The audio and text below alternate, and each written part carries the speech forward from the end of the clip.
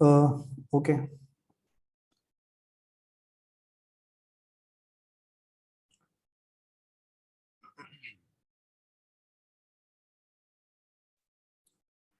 चलें आज की क्लास को स्टार्ट करते हैं। ठीक है। अगर मेरी आवाज़ के अंदर थोड़ी सी ज़्यादा प्रॉब्लम आए तो मुझे बता दीजिएगा, ताकि मैं थोड़ी सी क्लियर कर लूँ। ठीक है। तो अगर उम्मीद है आवाज़ क्लियर होगी। ओके। तो उम्मीद है आप लोगों को स्क्रीन भी मेरी साफ नज़र आ रही होगी। ठीक है। तो पिछली क्लास के अंदर हमने जैसे अपना फॉर्म देखा था कि किस तरीके से हमने जो है वो अपना लॉगिन फॉर्म यहाँ पे बनाया था। अच्छा, इसी को आगे हम थोड़ा सा मज़ीद और इसको थोड़ा सा और डिटेल देखते हैं कि हम और मज़ीद किस तरीके से अपने इन ऑप्शंस को ज़्यादा बेटर तरीके से हम यूज़ कर सकते हैं। ठीक है। तो इसके अंदर सबसे पहले तो मैं आपको ये मैंने आपको बताया था कि इसके अंदर आप मल्टीपल फ्रेम्स आप यहाँ पे बनाते हैं। ठीक है। तो जब आप ये मल्टीपल फ्रेम्स यहाँ पे बनाते हैं तो इसके अंदर आपने यहाँ पे सेलेक्ट किया होता है डेस्कटॉप या फिर मोबाइल। ठीक है। तो मोबाइल और डेस्कटॉप के साइजेस आपके डिफरेंट होते हैं, ये हमने लास्ट क्लास में देखा था। अच्छा, फिर उसके अलावा हमें थोड़ा सा इन इसकी डिटेल देखनी थी कि अलाइनमेंट वगैरह के अंदर हम किस तरीके से इसको मजीद अलाइनमेंट के ऑप्शंस को मैनेज कर सकते हैं। ठीक है। अच्छा, अलाइनमेंट्स के ऑप्शन को और बेटर तरीके से मैनेज करने के लिए हमारे पास यहाँ पे कुछ और भी अलाइनमेंट्स के ऑप्शंस होते हैं। फॉर एग्जांपल यहाँ पर मैं एक बनाता हूँ रेक्टेंगल। ठीक है। अच्छा, जैसे आपको ये रेक्टेंगल यहाँ पे नज़र आ रहा है। अच्छा, इस तरीके के आप ऑप्शंस आपको बहुत ज़्यादा हेल्प करते हैं कि जब आप इस तरीके की अलाइनमेंट्स जब आपको करनी होती हैं तो वो फॉर एग्जांपल आपके पास यहाँ पे काफ़ी सारे रेक्टेंगल्स हैं इस तरीके से। ठीक है। और आपको ये सारे रेक्टेंगल्स जो हैं आपको मैनेज करने हैं, इसकी आपको अलाइनमेंट मैनेज करनी है। या फिर अगर इसको प्रैक्टिकली थोड़ा सा देखें प्रोजेक्ट लेवल के ऊपर, तो इसको आप इस तरीके से कर सकते हैं। इसको आप इस तरीके से कर सकते हैं कि ये जो रेक्टेंगल्स आपके आ रहे हैं, इस रेक्टेंगल के बजाय मैं क्या करता हूँ कि मैं यहाँ पे आपके पास यहाँ पर मैं आपके पास एक स्क्रीन में क्रिएट कर देता हूँ। अच्छा, ये स्क्रीन की जो मैंने कॉपी ली है ड्रैग करके, वो मैंने इस तरीके से ली है कि मैंने यहाँ पे ऑल्ट प्रेस किया है। अपने पास मैक मैं यूज़ कर रहा हूँ तो मेरे पास ऑप्शन की है। और अगर आप विंडोज़ यूज़ कर रहे हैं तो आपके पास ऑल्ट की जो है वो का जो बटन है वो होगा। ठीक है। इसके बाद जब आप इसको क्लिक करके आप यहाँ पे ड्रैग करेंगे, होल्ड करने के बाद, तो ड्रैग करके आप इसको कॉपी कर सकते हैं आप इसकी। ठीक है, ऑल्ट की के साथ। अच्छा, फिर इसके बाद जब आप यहाँ पर आते हैं तो यहाँ पे फॉर एग्जांपल आप यहाँ पे मल्टीपल प्रोडक्ट्स के अपने यहाँ पे बॉक्सेस बनाते हैं। ठीक है। फॉर एग्जांपल आप कोई ई कॉमर्स वेबसाइट अगर आप बना रहे हैं और उस ई कॉमर्स वेबसाइट के अंदर आपके पास मल्टीपल प्रोडक्ट्स हैं। ठीक है। तो वो मल्टीपल प्रोडक्ट्स आपको बनाने के लिए आपको क्या करना होगा कि आपको मल्टीपल प्रोडक्ट्स के लिए आपको यहाँ पे बॉक्सेस बनाने होंगे। फॉर एग्जाम्पल मैं कोई एक प्रोडक्ट का बॉक्स यहाँ पे बनाता हूँ। ठीक है। एक प्रोडक्ट का बॉक्स फर्ज करें मेरे पास यहाँ पे जो बैकग्राउंड कलर है वो मेरे पास डार्क कलर है, या फिर हो सकता है कि आपके पास जो बैकग्राउंड कलर हो वो आपका बैकग्राउंड कलर जो है वो थोड़ा सा लाइट लाइट के अंदर हो, तो आप उसको भी फॉलो कर सकते हैं। ठीक है। अच्छा, फॉर एग्जांपल मेरे पास यहाँ पे जो बैकग्राउंड कलर है वो इस तरह का है। ठीक है।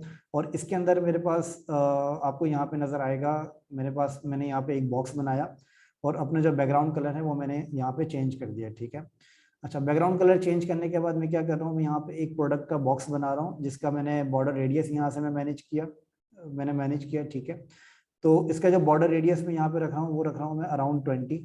ठीक है। अराउंड 20 आप चाहें तो यहाँ से ड्रैग करके कर सकते हैं, या फिर आप यहाँ पे 20 का नंबर जो है वो आप यहाँ पे प्रेस एंटर करके प्रेस कर सकते हैं। ठीक है। तो आपके पास ये इसका जो बॉर्डर रेडियस है वो आपका 20 यहाँ पर आ जाता है कि आपको ये बॉर्डर रेडियस इसका कितना रखना है। ठीक है। अच्छा, यहाँ पे मैंने बॉर्डर रेडियस इसका रखा है 20 बॉर्डर रेडियस रखने के बाद मैंने सिंपली क्या किया है कि मैंने यहाँ पे एक मुझे प्रोडक्ट चाहिए। अब प्रोडक्ट मेरी कोई सी भी हो सकती है। फॉर एग्जांपल मैं यहाँ पे कोई ई कॉमर्स स्टोर अगर बना रहा हूँ तो ई कॉमर्स स्टोर के लिए मुझे पता है कि भाई ई कॉमर्स स्टोर के लिए जो मेरी प्रोडक्ट है वो कौन सी होगी। फॉर एग्जांपल मैं यहाँ पे कोई भी एक प्रोडक्ट ले सकता हूँ। प्रोडक्ट मेरी कोई कॉस्मेटिक प्रोडक्ट हो सकती है। ठीक है। तो कॉस्मेटिक प्रोडक्ट में यहाँ पे कोई उठा लेता हूँ, कॉस्मेटिक प्रोडक्ट। ठीक है। तो कोई भी एक कॉस्मेटिक प्रोडक्ट मैं यहाँ पे उठा लेता हूँ। फॉर एग्जांपल मेरे पास कॉस्मेटिक के अंदर इस तरह की कोई प्रोडक्ट मुझे यहाँ पे लगानी है। ठीक है। तो ये कॉस्मेटिक प्रोडक्ट के लिए मैंने यहाँ पे एक इस इमेज को मैंने कॉपी किया।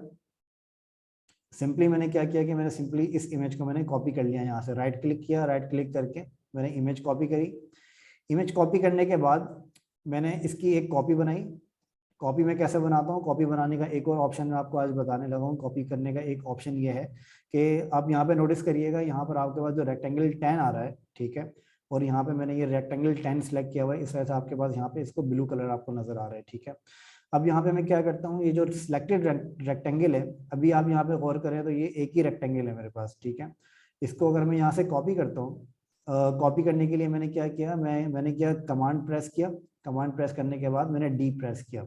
अब दोनों को एक साथ प्रेस करना है, कमांड या फिर कंट्रोल। मैक यूज कर रहे हैं तो कमांड, अगर विंडोज यूज कर रहे हैं तो कंट्रोल, ठीक है। कंट्रोल डी आप प्रेस करते हैं तो आप यहाँ पे नोटिस करेंगे कि आपके पास यहाँ पे रेक्टेंगल की कॉपी हो जाती है यहाँ पे, ठीक है। तो अब यहाँ पे आपके पास एक के बजाय दो रेक्टेंगल यहाँ पर हैं आपके पास, ठीक है। जी क्लियर करिएगा, मुझे वॉइस आ रही है मेरी आप लोगों को?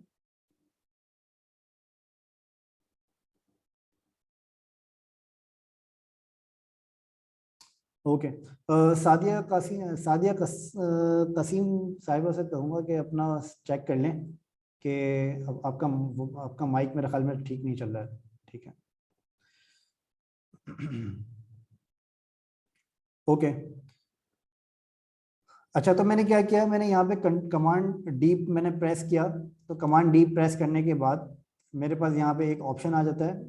मेरे पास यहाँ पे जिस लेयर के ऊपर को सिलेक्ट करके मैंने कमांड डी प्रेस किया है, उस वो लेयर मेरी कॉपी हो जाती है, ठीक है। मैंने कमांड डी प्रेस किया, ये लेयर मेरी कॉपी हो गई।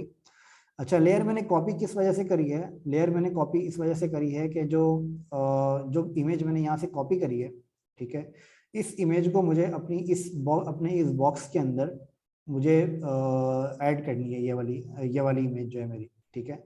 ये वाली इमेज मुझे अपने इस बॉक्स के अंदर ऐड करनी है। आप चाहें तो कोई दूसरी इमेजेस भी आप ले सकते हैं, ठीक है। इसके अंदर आपके पास और भी काफ़ी सारी इमेजेस आ रही हैं, तो इनमें से कोई भी इमेज आप ले सकते हैं, लेकिन मैं इसके अंदर जो इमेज ले रहा हूँ वो आप, फॉर एग्जांपल मैं इसके अंदर से ये इस तरह की कोई इमेज ले लेता हूँ, ठीक है, ताकि आप लोगों को इसका बैकग्राउंड वगैरह क्लियर हो जाए।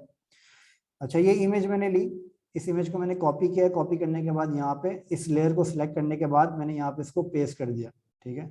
तो जैसे ही मैंने इसको पेस्ट किया तो आपको यहाँ पे नजर आएगी ये जो इमेज है मेरी, ये मेरी इस बॉक्स के अंदर पेस्ट हो जाती है, ठीक है। जैसे ये इमेज मेरी यहाँ पे पेस्ट होती है तो उसके बाद मैं इसको छोटा करता हूँ अपने बॉक्स को। तो जैसे मैं बॉक्स को छोटा करता हूँ तो आप ये नोटिस करेंगे कि ये जो इमेज है मेरी, ये इमेज इस बॉक्स के हिसाब से, रेशो के हिसाब से ये ऑटोमेटिकली छोटी करता है। फिग्मा जो है इसकी जो साइजिंग है वो इसके हिसाब से ऑटोमेटिकली करता है, ठीक है। अच्छा, इसके अंदर एक और भी चीज अगर आप नोटिस करें तो यहाँ पे आपके पास जो फिल है, फिल के अंदर आपके पास यहाँ पे इमेज का ऑप्शन यहाँ पर आपके पास आ जाता है, ठीक है। अच्छा, जब आप ये इमेज ओपन करेंगे तो इमेज के अंदर आपके पास यहाँ पे और भी काफी सारे ऑप्शंस आते हैं कि इमेज का आपको अगर यहाँ पे फॉर एग्जांपल इस इमेज का अगर आपको एक्सपोजर या कंट्रास्ट वगैरह मैनेज करना है तो वो आप यहाँ पे आराम से मैनेज कर सकते हैं। इस इमेज के जो सेटिंग्स हैं, जो कलर्स की सेटिंग्स है, जो एक्सपोजर है, जो कंट्रास्ट है, वो आप यहाँ पे इसके थ्रू आप मैनेज कर सकते हैं बहुत ईजिली, ठीक है। तो इसके अंदर आपके पास काफ़ी सारे ऑप्शंस आते हैं। इसकी सैचुरेशन को आप मैनेज कर सकते हैं, इसके टेंट को आप मैनेज कर सकते हैं, ठीक है। तो ये ऑप्शंस आपके पास यहाँ पर आते हैं, आप इनको यूज़ करते हुए अपनी इमेज को बेटर कर सकते हैं, ठीक है। तो इसके अंदर शेडोज आते हैं, सैचुरेशन होता है, और भी काफ़ी सारी चीज़ें होती हैं। फिर इसके अलावा आप इमेज को अगर क्रॉप करना चाह रहे हैं तो क्रॉप करने के लिए भी आपके पास यहाँ पर ऑप्शन आता है। या तो आप इसको फिट कर लें।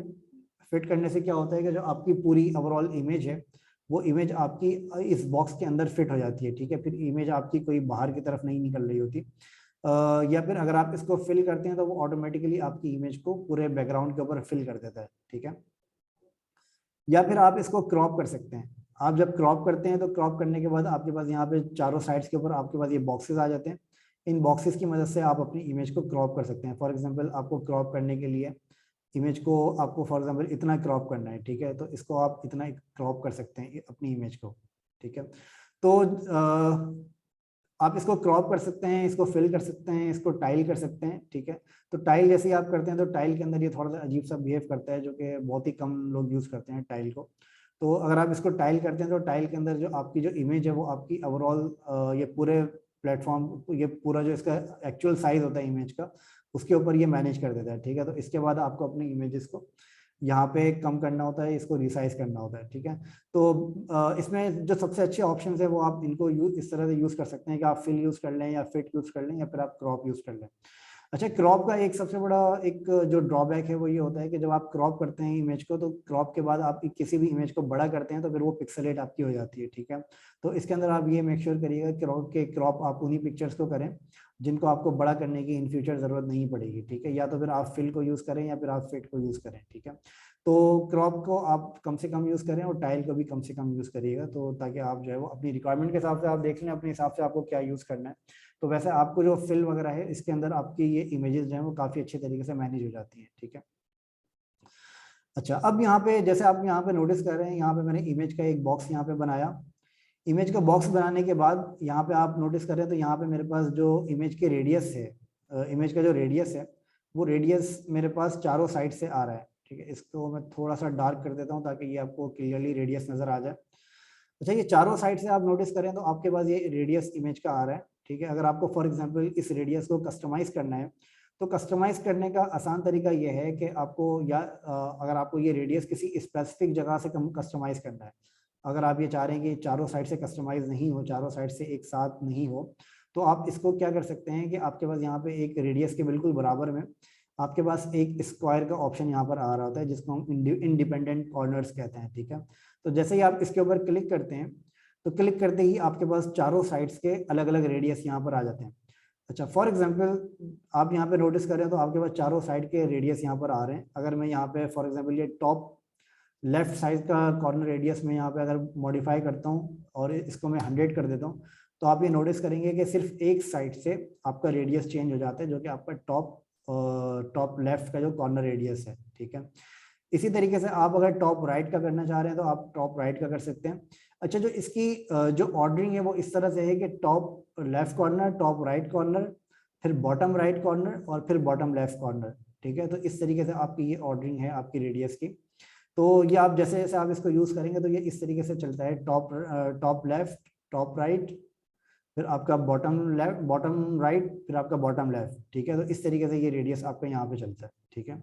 तो इसको आप इस तरीके से बहुत आसान तरीके से यूज कर सकते हैं। अब मुझे ये करना है कि मुझे नीचे के दोनों रेडियस यहाँ से खत्म करने हैं, तो उसको खत्म करने का आसान तरीका ये है कि मैं बॉटम के दोनों रेडियस जो हैं लेफ्ट और राइट के, उनको मैं 0 कर देता हूँ।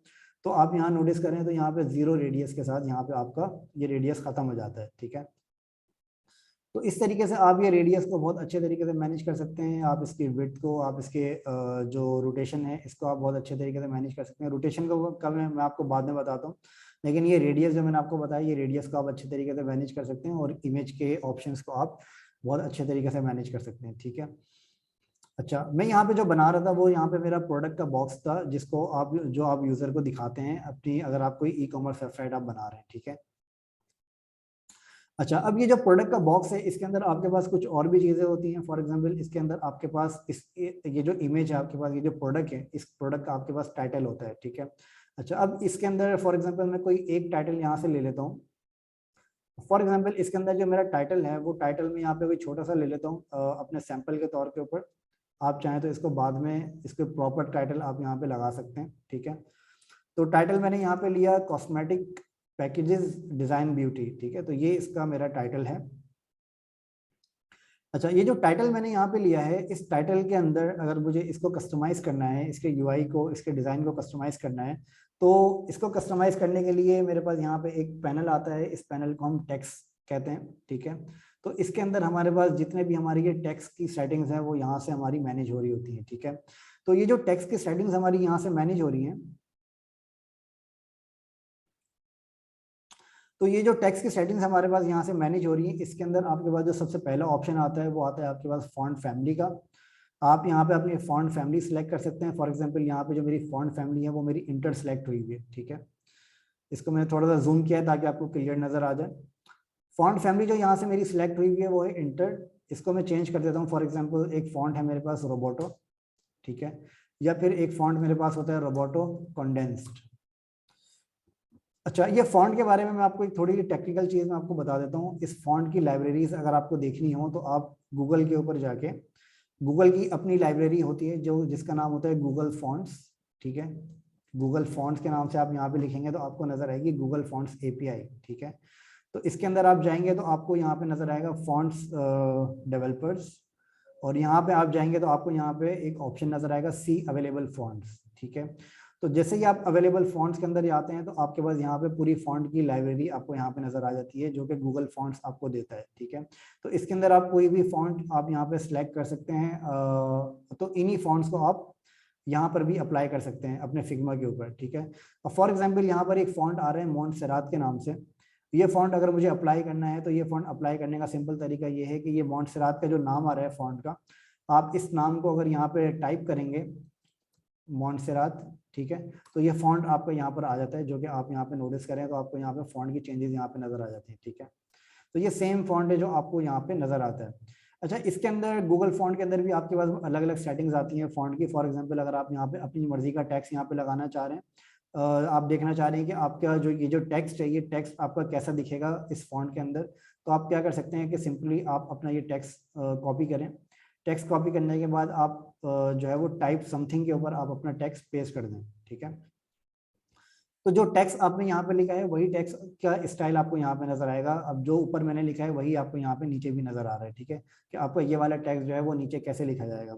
अच्छा, इस प्रैक्टिस को आप यूज कर सकते हैं। फॉर एग्जांपल अगर आप कोई लोगो बनाना चाह रहे हैं और उसके अंदर आपको कोई फॉन्ट चूज करना है कि कौन सा फॉन्ट आपको यूज करना है, तो उसके लिए आप ये वाली बेस्ट प्रैक्टिस आपकी ये होती है कि आप इसके अंदर आप अपना फॉन्ट यहाँ पे ऐड करें। ऐड करने के बाद आप यहाँ पे सर्च करें कि आपको फॉन्ट जो है वो कैसा चाहिए अपने लोगो का, तो उसके हिसाब से आप अपने फॉन्ट को यहाँ पे चूज कर सकते हैं, ठीक है। तो इसी तरीके से जैसे मैंने यहाँ पे फॉन्ट अपना यहाँ पे लगाया, फॉन्ट यहाँ पे लगाने के बाद मैं यहाँ पे देखता हूँ कि मुझे कौन सा फॉन्ट वहाँ पर चाहिए अपनी अपनी वेबसाइट के डिज़ाइन के ऊपर। तो वो फॉन्ट फॉर एग्जांपल मुझे ये EDUSA बिगिनर के नाम से मुझे फॉन्ट चाहिए या फिर रोबोटो स्लैब के नाम से चाहिए।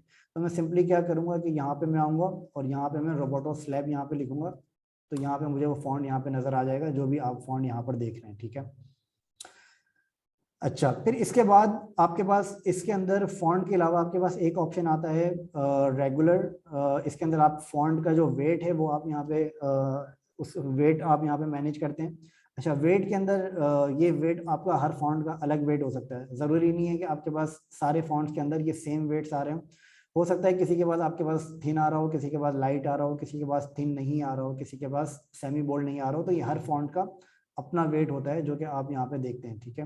तो वो वेट आपको यहाँ पर भी नजर आ जाएगा। फॉर एग्जांपल आप यहाँ पे अगर इस फॉन्ट को सिलेक्ट करते हैं, तो इस फॉन्ट को सिलेक्ट करने के बाद आपको यहाँ पर भी इस फॉन्ट के सारे वेट्स आपको यहाँ पे नजर आ जाएंगे। जैसे ये थिन लिखा हुआ है, थिन के बाद एक्स्ट्रा लाइट है, रेगुलर है, तो ये सारे वेट्स आपको यहाँ पर भी नजर आ जाएंगे। तो ये सारे वेट्स आपको फिग्मा के ऊपर भी नजर आएंगे, ठीक है।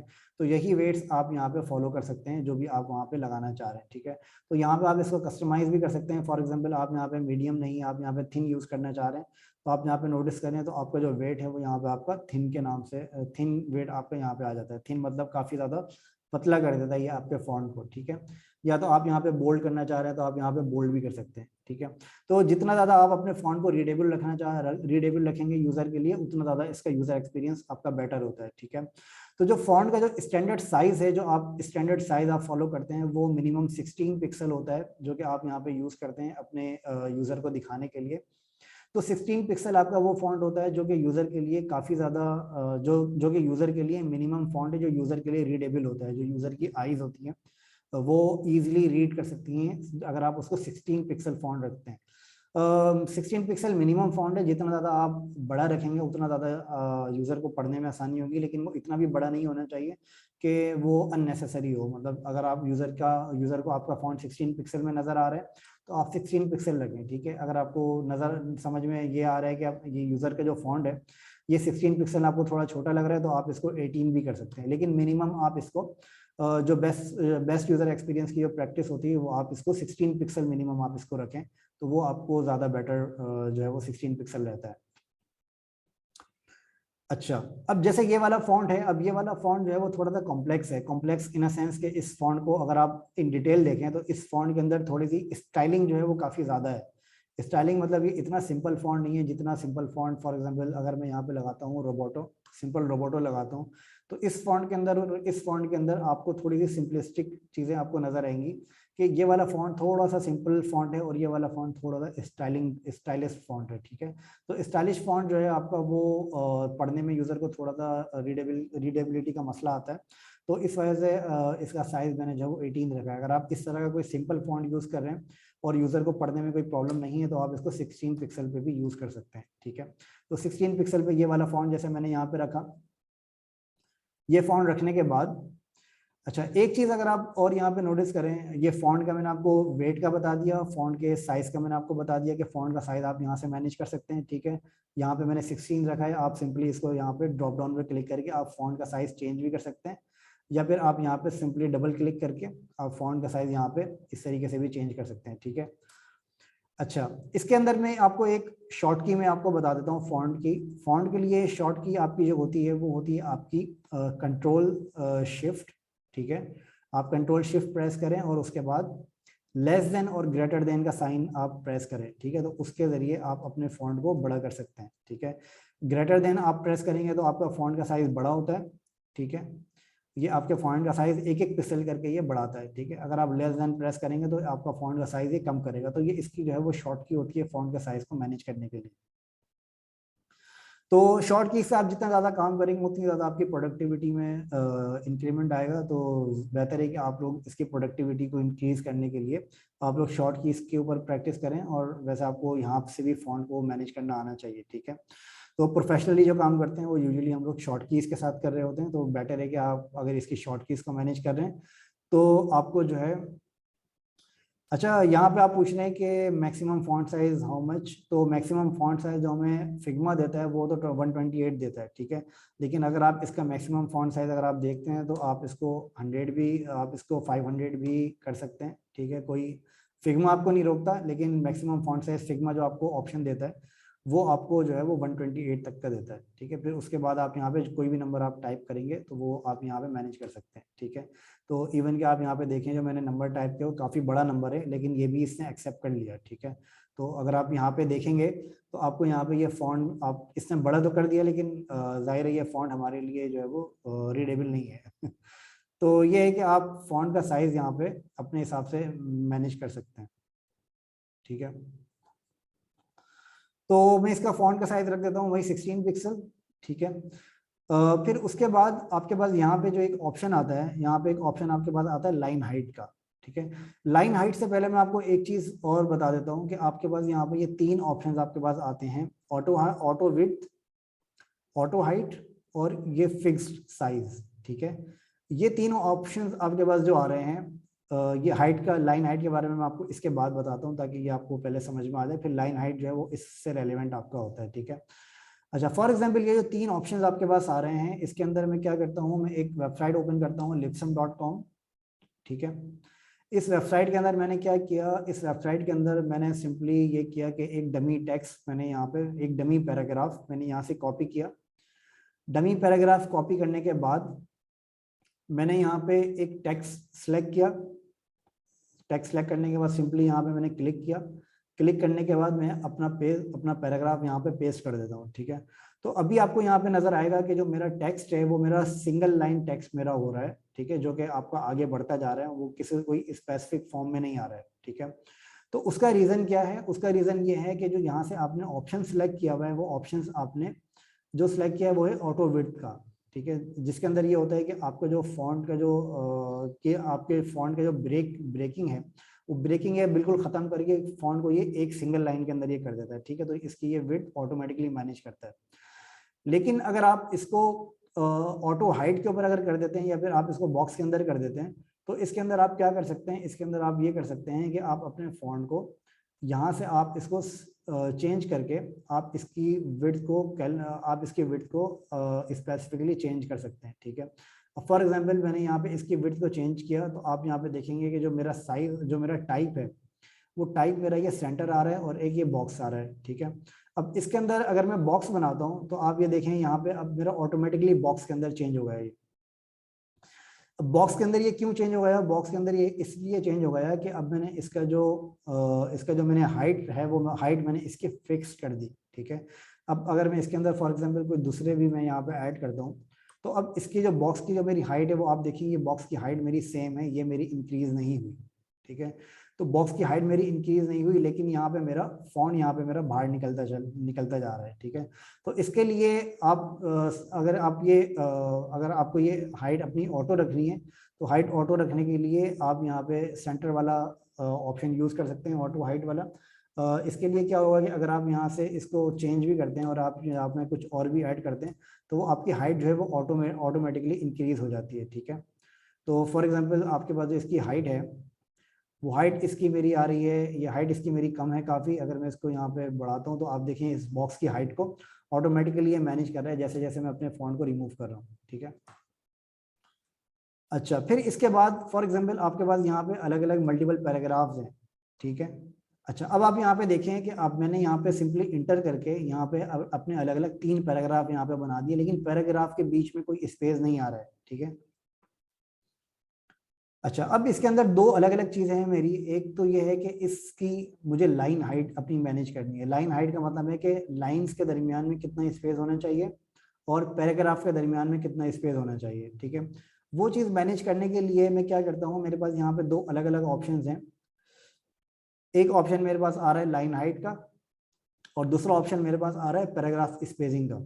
अगर मैं ये पैराग्राफ स्पेसिंग को बढ़ाता हूँ तो आप ये नोटिस करेंगे कि इसके अंदर पैराग्राफ स्पेसिंग मेरी यहाँ पे बढ़ जाती है ऑटोमेटिकली, ठीक है। आप जितना ज़्यादा इसको बढ़ाएंगे उतनी ज़्यादा आपकी पैराग्राफ की स्पेसिंग आपकी बढ़ जाती है, ठीक है। मिनिमम ये 0 होता है, 0 से कम आप नहीं कर सकते, लेकिन ये पैराग्राफ की स्पेसिंग को आप इस तरीके से अपना मैनेज कर सकते हैं। लेकिन पैराग्राफ की स्पेसिस के साथ साथ आपके पास एक और ऑप्शन होता है, वो होता है आपके पास लाइन हाइट का, ठीक है। लाइन हाइट क्या होती है? लाइन हाइट होती है आपकी हर लाइन के दरमियान जितना स्पेस आ रहा है उसको आप मैनेज कैसे कर सकते हैं। उसको मैनेज करने के लिए आपके पास यहाँ पे एक ऑप्शन है लाइन हाइट का। आप अपनी लाइन हाइट को इस ऑप्शन के जरिए इजीली मैनेज कर सकते हैं, ठीक है। लाइन हाइट के अंदर लाइन हाइट जो आपकी होती है वो होती है आपकी परसेंटेज के अंदर, ठीक है। और ये आपका होता है, यह होता है आपका पिक्सल्स के अंदर, ठीक है। तो लाइन हाइट को आप इस तरीके से इजीली मैनेज कर सकते हैं यहाँ से कि आपको अपना टेक्स्ट जो है वो कितना ज़्यादा रीडेबल करना है। अच्छा, अब इसके अंदर जो एक ऑप्शन मैंने आपको बताया था अपने इस टेक्स्ट को मैनेज करने के लिए, 3 ऑप्शंस मैंने आपको बताए थे। अब वो सेम चीज़ आपको यहाँ पे यूज़ करनी पड़ेगी। अब फॉर एग्जांपल ये जो टेक्स्ट है मेरा, ये मेरा इस बॉक्स से बाहर निकल रहा है, ठीक है। इस बॉक्स के अंदर टेक्स्ट लाने के लिए सिंपली मुझे क्या करना होगा, मुझे इसके अंदर इसकी जो विड्थ है वो मुझे फिक्स करनी पड़ेगी, ताकि मैं यहाँ पे कुछ भी अगर लिखता हूँ तो वो मेरा सिंगल लाइन पे नहीं आए, लेकिन उसकी हाइट जो है वो ऑटोमेटिकली इंक्रीज होती रहे। लेकिन फॉर एग्जांपल आप इसके अंदर ऐसे करना चाह रहे हैं कि इसके जो टाइटल की जो हाइट है वो 2 लाइन से ज़्यादा नहीं होनी चाहिए फॉर एग्जांपल, ठीक है। तो आप क्या कर सकते हैं कि आप इसके अंदर ये बॉक्स को चूज कर सकते हैं ताकि आपकी जो टाइटल की हाइट है वो आपकी इससे ज़्यादा नहीं होगी, ठीक है। अब आप देखेंगे कि जो टाइटल की हाइट है वो आपकी उतनी ही है जितनी आपने रखी थी, ठीक है। तो ये तरीका आपका होता है जिसके अंदर आप अपनी टाइटल की हाइट वगैरह को आप आसानी से मैनेज कर सकते हैं। अच्छा, कोई भी आप जब प्रोडक्ट का बॉक्स यहाँ पे बनाते हैं तो प्रोडक्ट का बॉक्स बनाने के लिए आपके पास यहाँ पे एक टाइटल होता है, फिर इसके बाद आपके पास इसका प्राइस होता है। फॉर एग्जांपल आप जो यहाँ पे प्रोडक्ट सेल आउट कर रहे हैं, जो सेल आउट आपकी प्रोडक्ट होगी उसका जो प्राइस है वो प्राइस आपका है फॉर एग्जांपल रुपीज़ 5000, ठीक है। जो 5000 का आपका प्राइस है प्रोडक्ट का, वो प्राइस करने के लिए सिंपली आप क्या करेंगे, अच्छा, यूज़र एक्सपीरियंस के लिए आपको ये बेटर होता है कि आप प्राइस को और जो आपका कॉल टू एक्शन होता है, कॉल टू एक्शन का मतलब ये होता है कि जो आपका बटन होता है, फॉर एग्जांपल आप यहाँ पे एक बटन लगाते हैं ऐड टू कार्ट का, ठीक है। यहाँ पे मैंने यहाँ पे एक बटन लगाया ऐड टू कार्ट का। इस बटन को लगाने के लिए मैं सिंपली अपने ये बॉक्स को बड़ा कर देता हूँ। बॉक्स को बड़ा करने के बाद इसके अंदर जो स्टाइल है वो मैं इस तरह का स्टाइल ले लेता हूँ ताकि आप ऐड टू कार्ट का बटन हमारा यूज़र एक्सपीरियंस पर्सपेक्टिव से थोड़ा सा बेटर हो जाए, ठीक है। इसकी अलाइनमेंट को मैंने मैनेज करी ताकि इसकी अलाइनमेंट जो है वो ऑटोमेटिकली इसके साथ हो रही हो, ठीक है। अच्छा, ये बटन का कलर मैं थोड़ा सा इसका चेंज कर देता हूँ ताकि यहाँ पे बटन का कलर थोड़ा सा अट्रैक्टिव लगे ताकि यूज़र इसके ऊपर क्लिक करे, ठीक है। तो बटन का कलर जो है वो मैंने थोड़ा सा रेड कलर का कर दिया। जैसे कि मेरी थीम है उस हिसाब से मैंने अपना बटन का कलर किया है।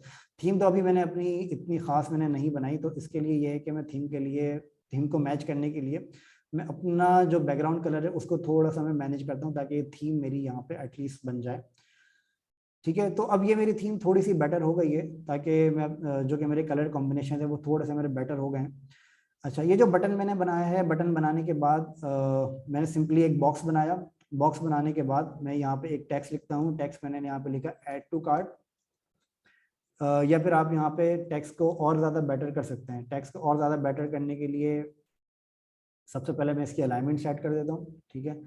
अलाइनमेंट मैंने सेट करी। अलाइनमेंट सेट करने के बाद यहाँ पे आप टेक्स्ट का आपको क्या टेक्स्ट रखना है, फॉर एग्जांपल यहाँ पे बाय नाउ में रखता हूँ, ठीक है।